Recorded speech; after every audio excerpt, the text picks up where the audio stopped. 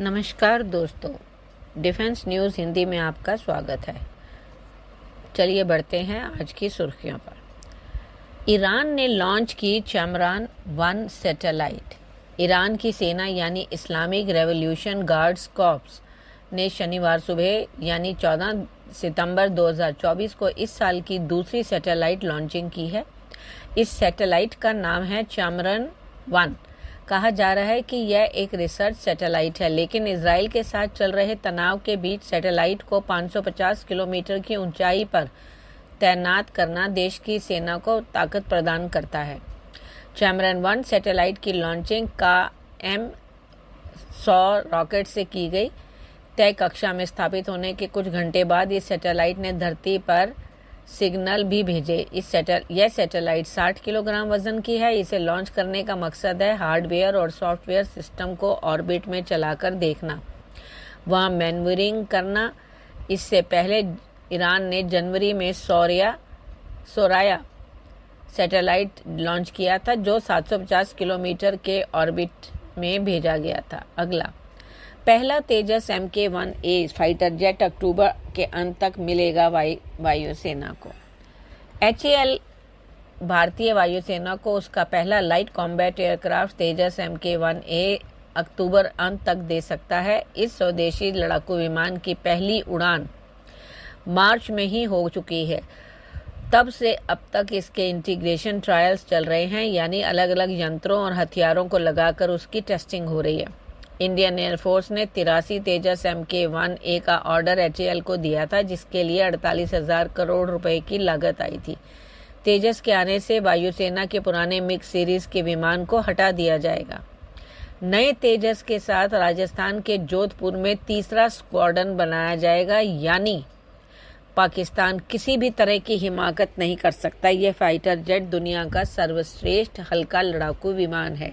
अगला, क्या ये देश शुरू कर चुके हैं तीसरा वर्ल्ड वॉर? रूस ने साफ साफ कह दिया है कि अगर नाटो यूक्रेन के समर्थन में उसके शहरों पर हमला करता है तो परमाणु युद्ध टाला नहीं जा सकता।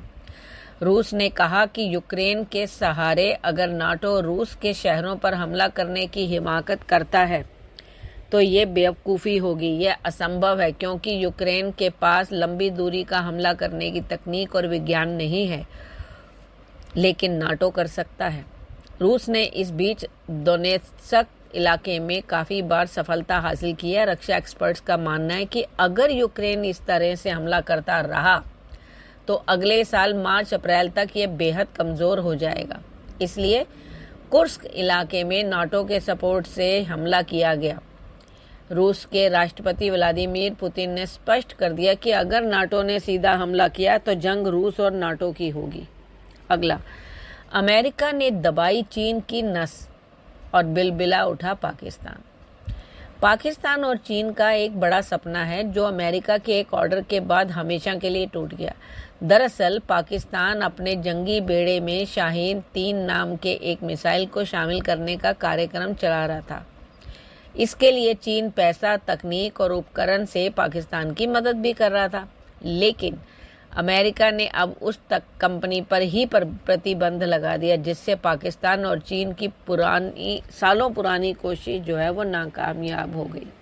अगला, पृथ्वी को 2 महीने के लिए मिलेगा मिनी मून।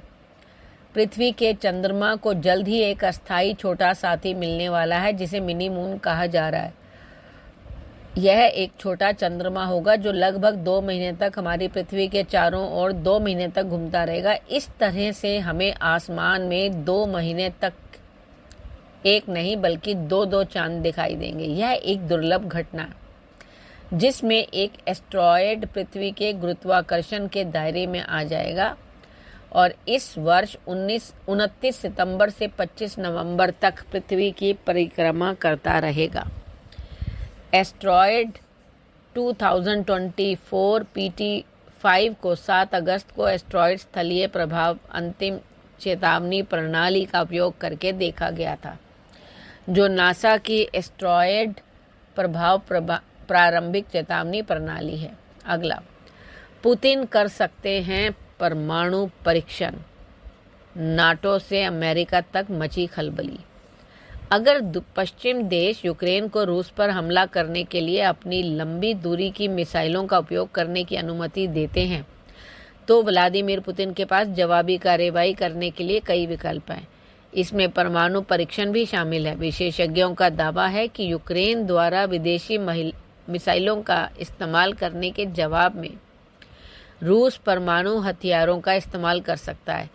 इसके लिए वह पहले ही परीक्षण की तैयारी में है। इसके अलावा रूस के पास ब्रिटिश सैन्य संपत्ति या चरम सीमा पर हमला करने का भी विकल्प है। जैसे जैसे यूक्रेन पर पूर्व पश्चिम तनाव एक नए और खतरनाक चरण में प्रवेश कर रहा है, तैसे तैसे ब्रिटिश प्रधानमंत्री कीर स्टारमर और अमेरिकी राष्ट्रपति जो बाइडेन वाशिंगटन में इस मुद्दे पर बातचीत कर रहे हैं कि क्या कीव को रूसी लक्ष्यों को साधने के लिए लंबी दूरी की अमेरिकी ATACMS या ब्रिटिश स्टॉर्म शैडो मिसाइलों का उपयोग करने की अनुमति दी जाए। अमेरिका और ब्रिटेन के इन प्रयासों के बीच राष्ट्रपति पुतिन ने गुरुवार को अब तक की अपनी सबसे स्पष्ट चेतावनी दी थी। उन्होंने कहा था कि अगर पश्चिम इस तरह के कदम के साथ आगे बढ़ता है तो संघर्ष की प्रकृति बदल जाएगी, क्योंकि तब वह सीधे रूस से जंग लड़ेंगे। धन्यवाद।